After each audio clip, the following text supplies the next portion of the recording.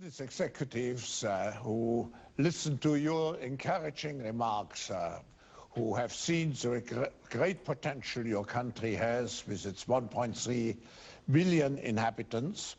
And I would like to welcome all the business leaders, and I would first open the floor to a question and would ask Joe Kaeser, the President and CEO of Siemens, to take the floor.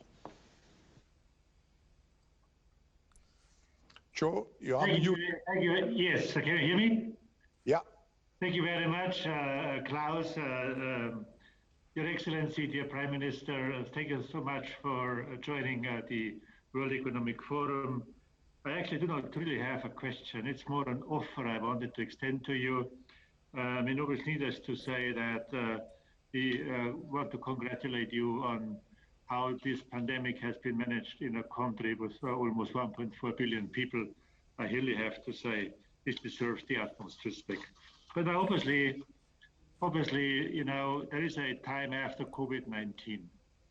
It needs to be structured, and you have basically given your vision about the agenda which you have been laying out for India, to make in India, the modernization of Indian Railway, the power for all, which I believe is very important because this is where everything starts. Of course, the power needs to be sustainable, reliable, and obviously also affordable. We talked about healthcare, and last but not least, generating the skill set for the people in India. Now, all those 5 matters. This vision is extremely important. But it also needs a clear strategy on how to get there. And even more importantly, it needs efficient execution. And I believe especially now the time is right to think about how will we be able, how can we support you, all the multinationals, how can we support you that this vision becomes reality. We believe it really does need a decisive will, and it needs leadership. And therefore, I wanted to extend our Siemens commitment to help you get started with those 5 imperatives you've been laying out with your vision. So we are at your disposal. We are not only committed, we are also ready to help you and to support you. Thank you for your attention. Mister Joe Kaeser, एक तो मैं सबसे पहले आपका आभारी हूँ बहुत अच्छे शब्दों के लिए, और मैं भी अनुभव कर रहा हूँ कि शायद ये पहली बार ऐसा हुआ होगा कि हम इतने लंबे समय से रूबरू नहीं मिले हैं, वरना साल में 2-3 बार मिलना हमारे लिए स्वाभाविक था, और सीमेंस तो एक प्रकार से भारत में हमारा परिवार का अंग है। लेकिन आपने जो बातें कही हैं, भारत ने आत्मनिर्भर भारत अभियान इसी संकल्प के साथ लॉन्च किया है कि हमारी इकोनॉमी की कैपेसिटी और रेजिलियंस को बढ़ाया जाए। इस दशक में इकोनॉमी को हाई ग्रोथ ट्रेजेक्टरीज देने के लिए भारत ने एक के बाद एक कई रिफॉर्म्स किए हैं। इन रिफॉर्म्स का बहुत लंबे समय से इंतजार किया जा रहा था। आत्मनिर्भर भारत के विजन का मुख्य हिस्सा है देश के मैन्युफैक्चरिंग और एक्सपोर्ट को अब एक्सपोर्ट हब कैसे बनाया जाए। भारत में मैन्युफैक्चरिंग को बढ़ाने के लिए सरकार ने लगातार कई बड़े कदम उठाए हैं, कई सुधार किए हैं, जैसे कि नई मैन्युफैक्चरिंग यूनिट्स के लिए कॉरपोरेट टैक्स को घटाकर 15% कर दिया गया है, ओनली 15%। जीएसटी रेट्स को कम किया गया है। जीएसटी और फेसलेस असेसमेंट के जरिए टैक्स स्ट्रक्चर को आसान बनाया गया है। लेबर लॉज के रिफॉर्म्स करके सभी को अधिकार देने के साथ ही हमने इंडस्ट्री को फ्लेक्सिबल ऑप्शंस दिए हैं। ईज ऑफ डूइंग बिजनेस के लिए कंपनीज लॉ में कई बिंदुओं को डिक्रिमिनलाइज किया गया है। इसके साथ ही कॉम्पिटिटिवनेस बढ़ाने के लिए कनेक्टिविटी इंफ्रास्ट्रक्चर को मजबूत किया जा रहा है। महामारी के दौरान हमने देखा भी है कि भारतीय कंपनीज सप्लाई शॉक से निपटने में कितना सक्षम है। हमारी कंपनीज ने देश में ही नहीं बल्कि पूरी दुनिया में मेडिकल सप्लाई को बनाए रखा। यही सक्सेस स्टोरी हमें देश के हर सेक्टर में रिपीट करनी है। मैं आपको और आपके सभी साथियों को भारत की production link incentive PLI schemes में सहभागी बनने के लिए आमंत्रित करता हूं। $26 बिलियन की स्कीम में आपको इंक्रीमेंटल प्रोडक्शन पर इंसेंटिव्स मिलते हैं और ये इंसेंटिव्स प्रोडक्शन वैल्यू औसतन करीब 5% के बराबर होते हैं। इसका मतलब ये है कि देश में पीएलआई स्कीम के परिणाम स्वरूप करीब करीब $520 बिलियन का प्रोडक्शन होने जा रहा है। तो आप कल्पना कर सकते हैं कि कितने विस्तार से हम आगे बढ़ रहे हैं।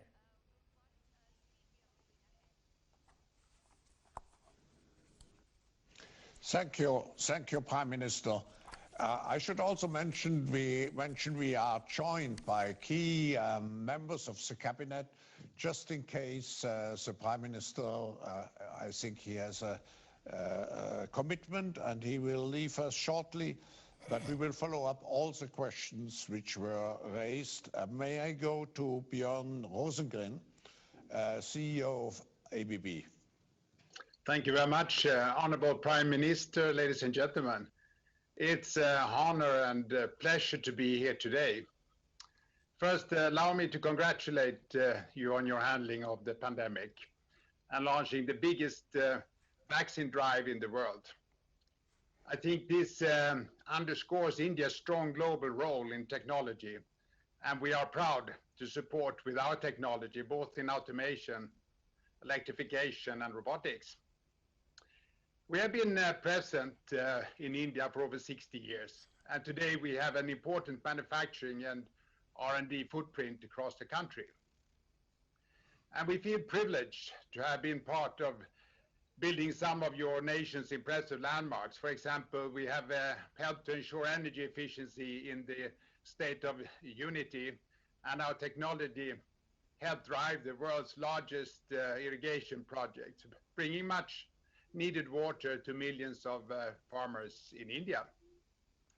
Our technology has also been a key part of making Indian transport systems modernized and more sustainable. And we recently also inaugurated a robot facility to support the digital transformation of Indian manufacturing industry. So together we can unlock India's economy's potential and drive high productivity, growth and prosperity. So to my question, Ms. Honorable Prime Minister, you recently announced the multi-sector production-linked incentive scheme to boost manufacturing. So what is your vision and complementary reforms in infrastructure and logistics, but also how to make India a preferred destination for investment for global manufacturers like ABB?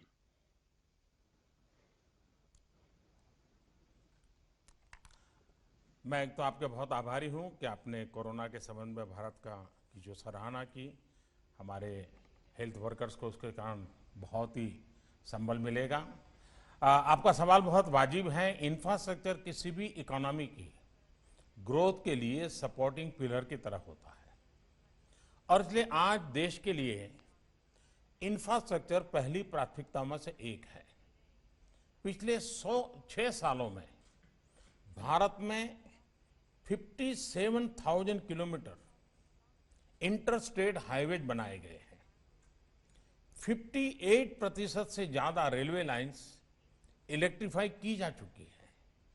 इन 6 सालों में देश ने अपने power sector में 36 gigawatt solar capacity भी जोड़ी है। आप किसी भी क्षेत्र में देखिए, इंफ्रास्ट्रक्चर पर तेजी से काम हो रहा है। नेशनल इंफ्रास्ट्रक्चर पाइपलाइन के तहत 1.5 ट्रिलियन US डॉलर्स के प्रोजेक्ट्स अगले 5 सालों में इंप्लीमेंट किए जाएंगे। इसी तरह देश के सभी इकोनॉमिक जोन्स को कनेक्ट करने के लिए multi modal connectivity master plan भी बनाया जा रहा है। व्यापार में लॉजिस्टिक कॉस्ट कम करने के लिए लॉजिस्टिक एफिशिएंसी बढ़ाने के लिए सरकार नेशनल लॉजिस्टिक पॉलिसी भी रिलीज करने के लिए काम कर रही है। जहां तक रिफॉर्म्स और ईज ऑफ डूइंग बिजनेस का प्रश्न है, इस पर अभी मैं बात कर ही चुका हूं। हमारे लिए रिफॉर्म्स एक सतत प्रक्रिया है, इसलिए हम इकोनॉमी में कॉम्पिटिटिवनेस बढ़ाने के लिए लगातार काम कर रहे हैं। वर्ल्ड बैंक ने जो ease of doing business ranking में, ये अगर आप देखेंगे तो आपको नजर आएगा। जिन उदाहरणों का अभी मैंने जिक्र किया, जैसे कि लेबर रिफॉर्म्स हो, कम और आसान टैक्स स्ट्रक्चर हो, कंपनी लॉ ऑफेंसेस का डीक्रिमिनलाइजेशन हो, ये सब आज भारत के सार्थक प्रयासों के उदाहरण हैं। इसलिए कोरोना महामारी के बावजूद 2020 में भारत में एफडीआई 13% बढ़ा है, और इसलिए आप अंदाज लगा सकते हैं कि किस प्रकार से इन सभी क्षेत्रों में हम आगे बढ़ रहे हैं।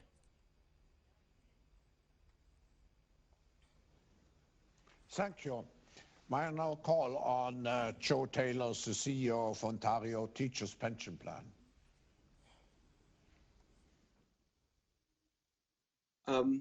It's great to see you, Prime Minister. Thank you for those inspiring words, both in your address and the way you've answered the first two questions. Trying to build on them, if I may. You've talked very clearly about the infrastructure development to help India realize its potential as a manufacturing hub. I just wondered if you'd be able to share a few thoughts about how international investors like Ontario Teachers can help the local financing community to both promote and finance these developments.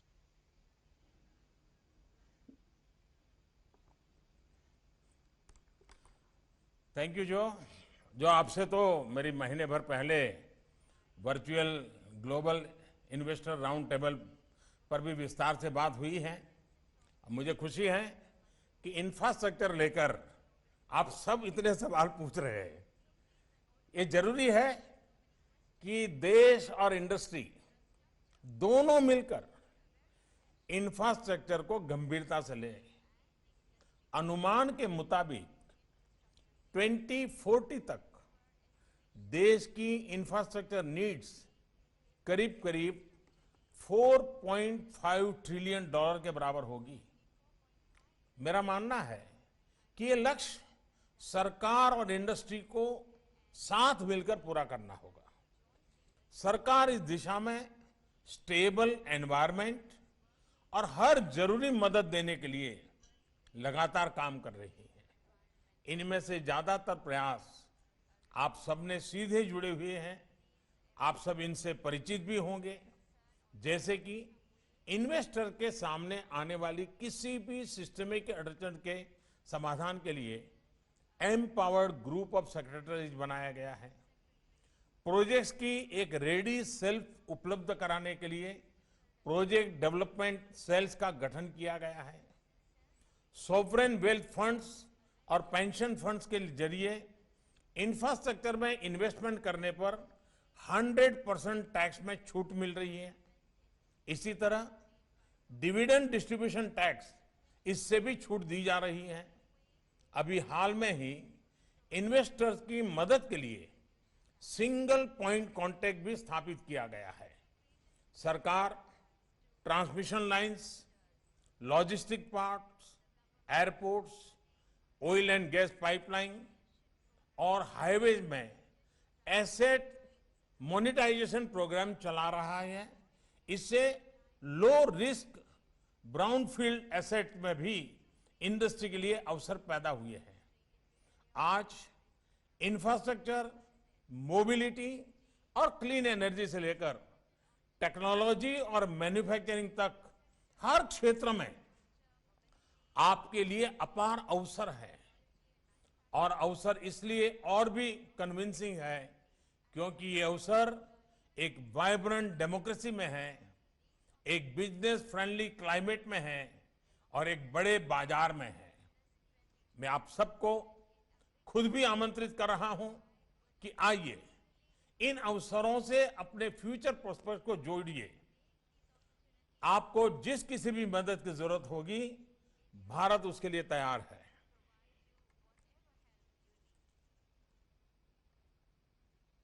Prime Minister.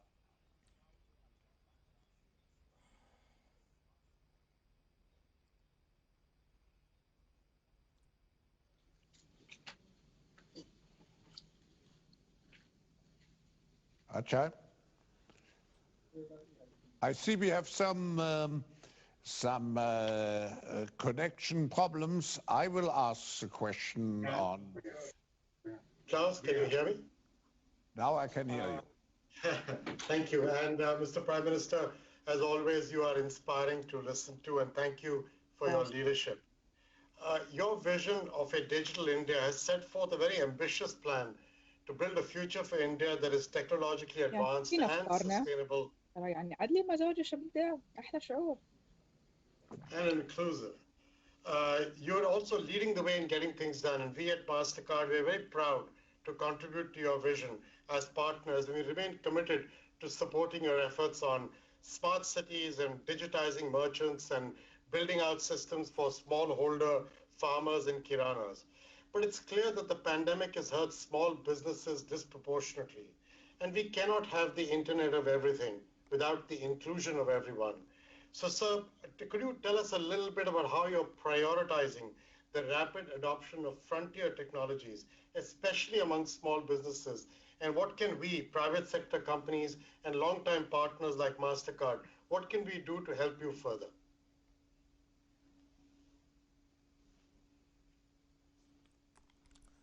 Thank you Ajay. बहुत दिनों के बाद आपसे आज रूबरू होने का अवसर मिला। डिजिटाइजेशन आज देश की प्राथमिकता भी है। Digitally enable in financial inclusion के जरिए ही करोड़ों नागरिकों के बैंक खातों में पैसे पहुंचना और बिना बैंक से कैश निकाले उसका इस्तेमाल करना संभव हुआ।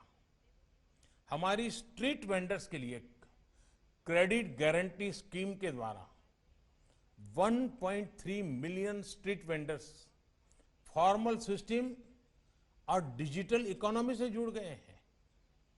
एमएसएमई की डेफिनेशन को बदलने का हमारा निर्णय एमएसएमई सेक्टर को मजबूत करेगा और ग्रो करने के लिए प्रोत्साहित करेगा। एमएसएमईज में इक्विटी और इनोवेशन को प्रमोट करने के लिए हमने विभिन्न फंड शुरू किए हैं। Technology driven fourth industrial revolution, इसमें हमारे एमएसएमईज के लिए हम कई बातों पर फोकस कर रहे हैं, जैसे विभिन्न डिजिटल लैंडिंग प्लेटफॉर्म्स और प्रोडक्ट्स के इस्तेमाल से छोटे उद्यमियों को एक्सेस टू क्रेडिट कराने की व्यवस्था रही है। इंडस्ट्री के साथ मिलकर स्किलिंग, अपस्किलिंग और रीस्किलिंग के विभिन्न प्रोग्राम्स द्वारा future ready industry relevant skill set तैयार करने के प्रयत्न किए जा रहे हैं।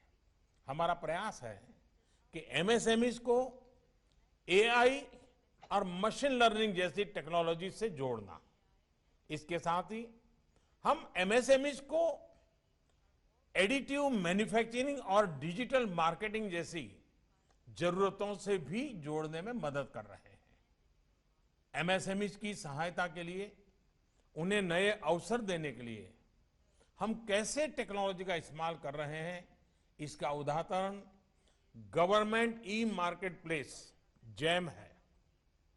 इसकी मदद से 450,000 से ज्यादा एमएसएमईज गवर्नमेंट प्रोक्योरमेंट में ऑनलाइन हिस्सा ले रहे हैं। यानी आप कल्पना कर सकते हैं कि सरकार और सरकार के बाहर डिजिटल टेक्नोलॉजी इन सारी चीजों का कितना बढ़िया ढंग से हो रहा है। और आप तो वैसे भी एक प्रकार से हमारे को ट्रैवलर है, और इसके कारण मुझे पूरा विश्वास है कि हमारी और आपकी सोच में भी समानता है, और इसलिए आपकी सक्रियता इन चीजों को आगे बढ़ाने में जरूर काम आएगी। अजय, फिर से एक बार आपका बहुत बहुत धन्यवाद। Thank you, Honorable Prime Minister. The next is Arvind Krishna, the CEO of IBM. Thank you, Professor Schwab. Namaskar, Prime Minister ji. So thank you for your comments today.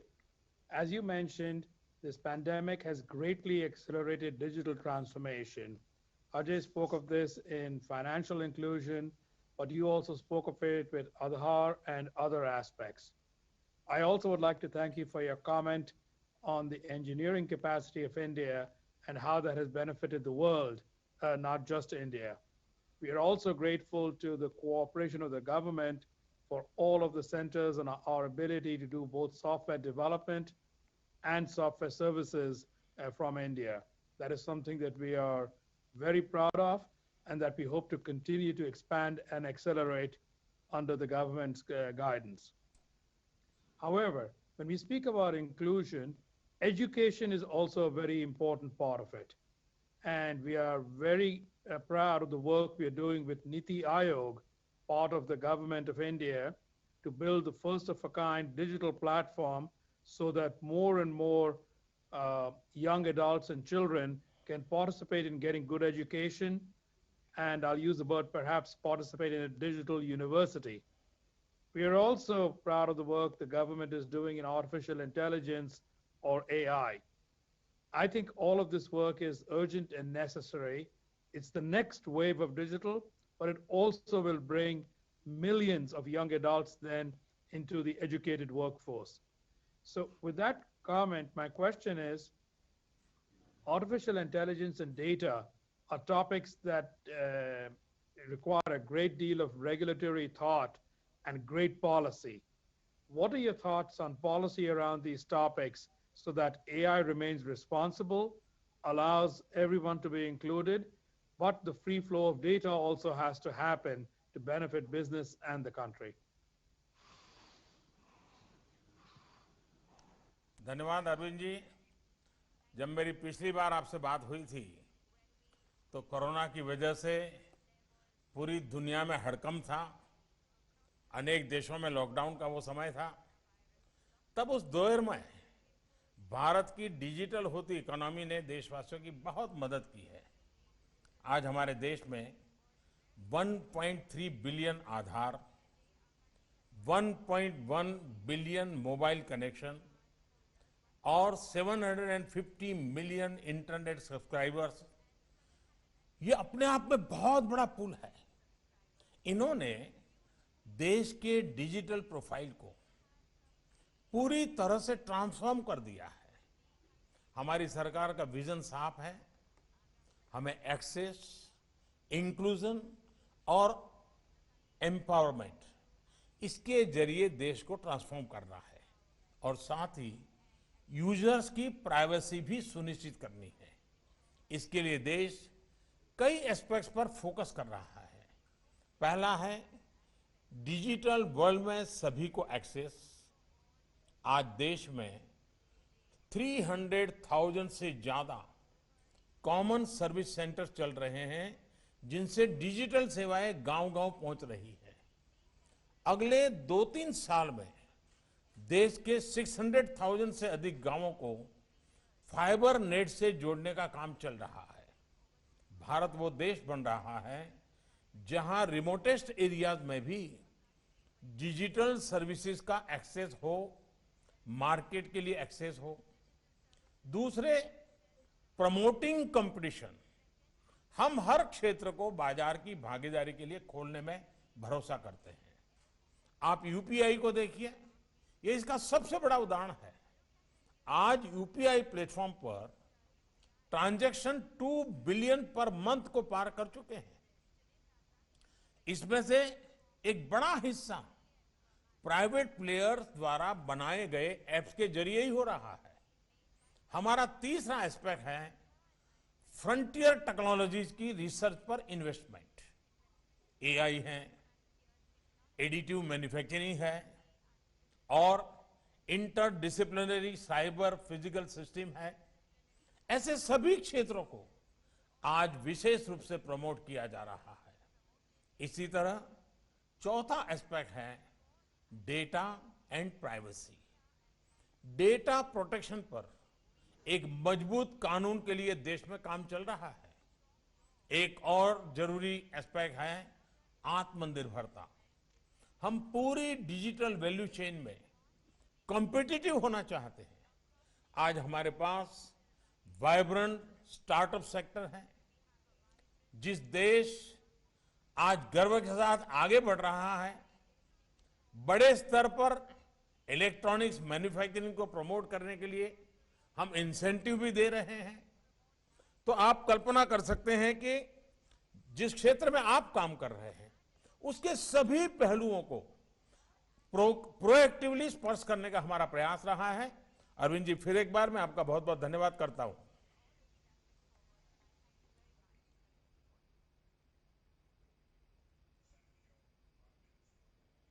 Come to the last question in this section. Nobuhiro Endo is the chairman of the board of NEC Corporation.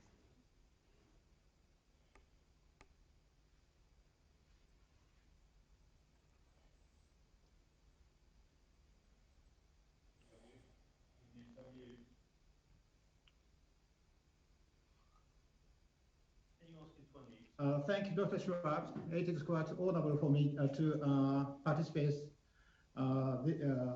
this session. And I'm very impressed to hear Your Excellency Prime Minister's presentation previously. And I'm really impressed that Prime Minister is currently trying to lead to reform for India.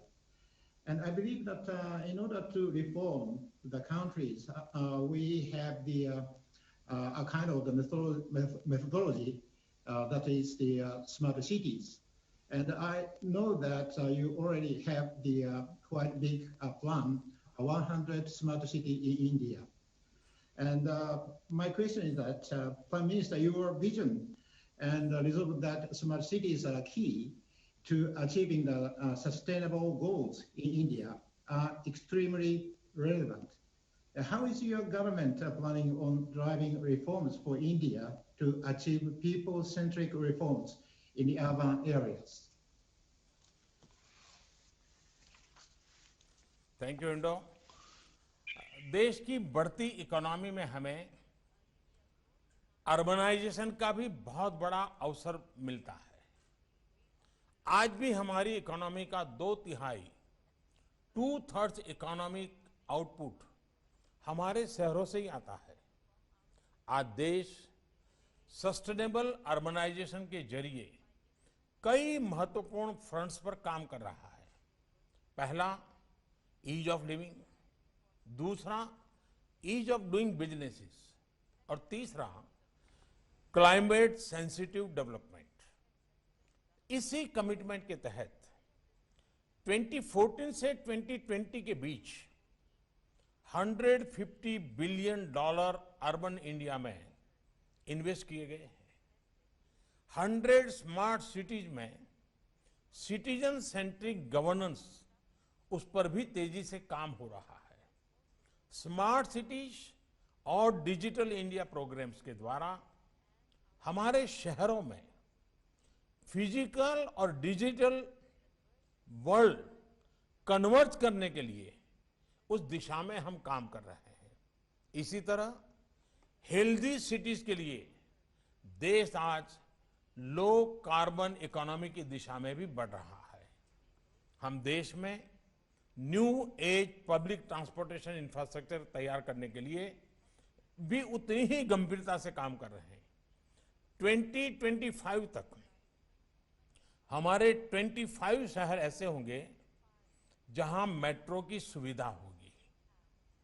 Electric mobility एक और ऐसा क्षेत्र है जिस पर देश तेजी से आगे बढ़ रहा है। ये सब इस बात की बस एक झलक है कि अगले कुछ सालों में भारत के शहरों की तस्वीर कैसी होगी, उनका स्वरूप कैसा होगा। और मैं चाहता हूं कि भारत का जो ये अर्बन का मिशन है, अनेक संभावनाओं वाला मिशन है। दुनिया में जिसके पास भी इसकी एक्सपर्टाइज है, उनके लिए इससे बड़ी अपॉर्चुनिटी नहीं हो सकती है। और इसलिए एक तो मैं इंडो का बहुत आभारी हूं कि उन्होंने स्मार्ट सिटी वाले बड़े महत्व विषय पर, मुझे अर्बन डेवलपमेंट के विषय पर सवाल पूछा और मुझे अपनी बात कहने का मौका मिला। प्रोफेसर स्वैब, मुझे लगता है कि आज मुझे काफ़ी अच्छी तरह सबसे बात करने का मौका मिला है। मैं आपका बहुत आभारी हूं।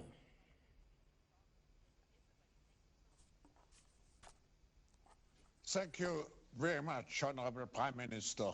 I think we are all encouraged by what you told us, how you really managed the crisis, how you made progress despite the crisis in many areas, like in the digitalization and using the technologies of the fourth industrial revolution in your country.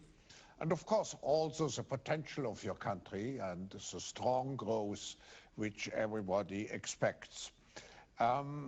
We are looking forward, Prime Minister, to meet again in person, maybe in Singapore when we have our special annual meeting. So thank you again on behalf of all of the participants here.